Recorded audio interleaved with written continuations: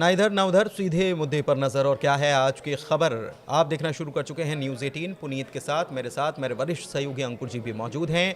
और एक खबर निकल कर सामने आई है, भारत और पाकिस्तान के बीच जो टेंशन बना हुआ है, इसी से जुड़ी हुई खबर है। ईरान के विदेश मंत्री अब्बास अराक्ची भारत आने वाले हैं, 7 से 8 तारीख को भारत आने वाले हैं। और उनके भारत दौरे के मायने क्या हैं, इसी को आज हम चर्चा में समझेंगे। सिचुएशन बिगड़ती जा रही है। वही मैं पूछ रहा था आपसे कि ईरान के विदेश मंत्री अब्बास अराक्ची अगर हिंदुस्तान आ रहे हैं और ये टेंशन बना हुआ है, इसको कैसे देखा जाए? क्या अराक्ची अपना मसला लेकर भी आ रहे हैं भारत के पास कि भाई ये सब बातचीत चल रही है और इसमें ये सिचुएशन है तो हमको सपोर्ट चाहिए? क्योंकि बिज़नेस के मामले में मैं ये देख रहा था कि हाल के कुछ सालों में ईरान का ट्रेड पार्टनर, जो 5 टॉप मोस्ट ट्रेड पार्टनर हैं, उसमें भारत भी है। और वैसे भी अमेरिका जो है, वो अमेरिका की तरफ से कह दिया गया है कि भाई बिज़नेस अगर करोगे तो मुश्किल में पड़ जाओ। इसमें 2-3 चीज़ें हैं। और ईरान के विदेश मंत्री का जो भारत का दौरा है, उसमें 2-3 मुद्दे हैं।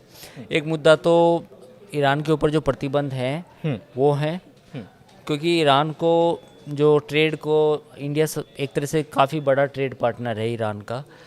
अब तो बंद कर दिया, काफ़ी हद तक कम कर दिया, लेकिन ईरान से काफ़ी तेल खरीदा गया। तो एक तो ईरान ये चाहता है कि जो इंडिया के साथ जो ट्रेड वाले जो मसले हैं वो जल्दी सॉर्ट आउट हो जाए, क्योंकि ईरान के ऊपर सैंक्शन है, ये आप पूरी दुनिया को पता है। दूसरा, जो रीजनल कॉन्फ्लिक्ट हो रहा है अमेरिका, इंडिया और पाकिस्तान के बीच में, मतलब कॉन्फ्लिक्ट होने के आसार हैं, उसमें कहीं ना कहीं ईरान चाहता है कि मेरी भूमिका हो, क्योंकि ईरान नहीं चाहता कि अगर यहाँ पे कोई फ्रंट खुलेगा तो फिर अमेरिका को एक मौका मिल जाएगा ईरान को और ठंडा करने के लिए। अगर भारत पाकिस्तान का मसला हुआ तो वो ईरान के लिए सही नहीं होगा। अपनी पोजीशनिंग को स्ट्रॉन्ग करने की कोशिश है उसकी, कुल स्ट्रॉन्ग मिलाकर। करने की कोशिश है। साथ ही दुनिया को ये भी दिखाना है कि मैं एक रेस्पॉन्सिबल कंट्री हूँ, मैं मीडिएट भी करने के लिए, मैं मीडिएट भी कर सकता हूँ। हम भी शांति की बात करते हैं। हाँ, और हमने इंडिया और पाकिस्तान के दरमियान जो एक जंग हो सकती थी उसको रुकवा दी। तो ये पोस्चरिंग है।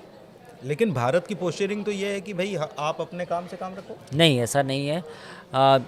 आप मानिए भारत की तरफ से कोई प्रतिक्रिया, क्योंकि जब उन्होंने 5 दिन पहले ऑफर किया कि हम मीडिएट करने के लिए, अच्छा, नहीं, मीडिएशन का प्रस्ताव तो इंडिया ने उस तरह से नहीं लिया। मीडिएशन का प्रस्ताव तो इंडिया किसी का भी नहीं ले रहा, क्योंकि हमको चाहिए ही नहीं। हाँ, खबर तो ये भी आई कि एनआईए ने अपनी जांच पूरी कर ली है।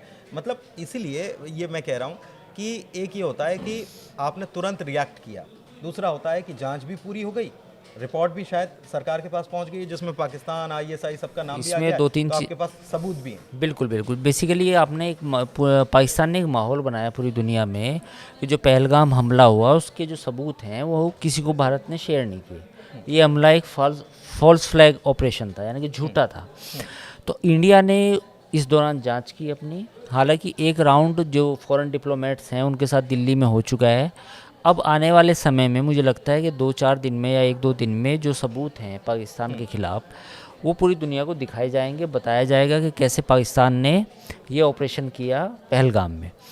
तो एक तो चीज़ भारत इसको डिबंक करना चाहता है। दूसरा, इंडिया की पॉलिसी ये है कि वो अपने हिसाब से काम करेगा, कोई जल्दबाजी में कोई ऐसा कदम नहीं उठाएगा जिसके नतीजे इतने बड़े ना हो। पुनीत, इसमें मैं आपको एक बात कहना चाहूँगा कि जब बालाकोट में हमने अपना एयर स्पेस छोड़ के पाकिस्तान के या पीओके के एयर स्पेस में गए, तो वो एक मैसेजिंग भी थी कहीं ना कहीं पाकिस्तान को कि भाई अब हम तुम्हारे स्पेस में आ सकते हैं, बम डाल सकते हैं। लेकिन क्या उसके बाद पाकिस्तान रुका? नहीं रुका। तो जो मैसेजिंग पूरी थी वो एक तरह से नाकाम हो गई। तो अब की बार इंडिया जो मैसेज देना चाहता है पाकिस्तान का, वो स्ट्रॉन्ग मैसेज देना चाहता है, क्योंकि कहीं ऐसा ना हो कि इस बार भी हमने कोई हल्का सा कोई लिमिटेड ऑपरेशन किया तो पाकिस्तान तो 1 साल बाद फिर कर देगा। तो एक स्ट्रॉन्ग मैसेज देने की कोशिश है। और एक चीज़ जो आप कह रहे थे कि एक तो पहले एक मीटिंग हो चुकी है, दूसरी तरफ खबर ये है कि एनआईए ने अपनी रिपोर्ट तैयार कर ली है, उसके पास सब कुछ पुख्ता चीज़ें हो गई हैं। फिर आप बता रहे हैं कि 1-2 दिन में वो सब भी हो जाना है कि बाकी राष्ट्रों को, बाकी दुनिया कंट्रीज़ को बता दिया जाएगा कि भाई ये है। तो ये आगे की टाइमलाइन भी बता रहा है। बिल्कुल, देखिए आगे की टाइमलाइन तो यही है कि इंडिया ने स्टेप बाय स्टेप चीज़ें की हैं और जो मुझे लगता है कि सही है। एक तो एनआईए की जांच पूरी हो जाएगी, दूसरा जो डिप्लोमेटिक और पॉलिटिकल एक्शन लेने थे, जो इंडस वाटर ट्रीटी का एट एबेंस रखना था वो फैसला लिया, तीसरा हमारी जितनी भी सेना है उनको तैयार होने का मौका मिल गया कि इस दौरान वो अपनी स्ट्रेटजी बनाएं, चौथा पूरी दुनिया में जो समर्थन है इंडिया को जो मिलना चाहिए उसको भी जुटाने की कोशिशें हो रही हैं। एस जयशंकर के पास दुनिया के लगभग काफ़ी देशों के फ़ोन कॉल्स आए हैं और आज सबसे ज़्यादा बिजी वही है। सबसे ज़्यादा बिजी वही हैं। और जेडी वेंस का एक बयान आपने देखा होगा जिसमें जेडी वेंस ने क्या कहा है कि हम भारत का उस मामले में सपोर्ट करते हैं कि वो आतंकवाद के ख़िलाफ़ कार्रवाई करे और साथ ही पाकिस्तान से ये भी उम्मीद करते हैं कि वो पाकिस्तान जांच में सहयोग करे। तो एक तरह से जेडी वेंस का बयान अपने आप में इस बात को पुख्ता करता है कि अमेरिका में भी सपोर्ट मिल रहा है। अमेरिका हालांकि उस तरह खुल के नहीं आया, बट इट डजंट मीन कि वो नहीं आएगा। तो पूरी दुनिया में सपोर्ट मिलेगा। काफ़ी देशों के जो विदेश मंत्री हैं, ब्रिटेन ने इवन कह दिया कि हम भी पूरी तरह से इस मसले पर आपके साथ खड़े हुए हैं। तो कुल मिलाकर ये दो चीज़ें निकलकर सामने आई। एक तो ईरान की तरफ से, ईरान और अमेरिका के बीच जो चल रहा है उसको भी आपने समझा और टेंशन खासी बनी हुई है, इतनी ज़्यादा बनी हुई है कि अब आने वाले वक्त में क्या हो, बातचीत की जो बात कही जा रही कि चल रही है, वो अगले दौर की मीटिंग तय नहीं है कि कब होगी, तो वो होगी कि नहीं होगी, एक मसला ये भी है। दूसरी तरफ भारत और पाकिस्तान को लेकर जो टेंशन बनी हुई है, इस बीच ईरान के विदेश मंत्री का भी दौरा होने वाला है और इस दौरे में क्या कुछ चीज़ें निकलती हैं ये देखने वाली बात होगी।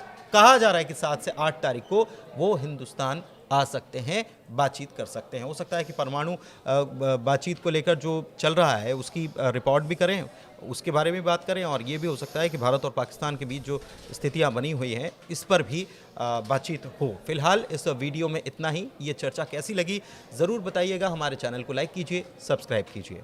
धन्यवाद।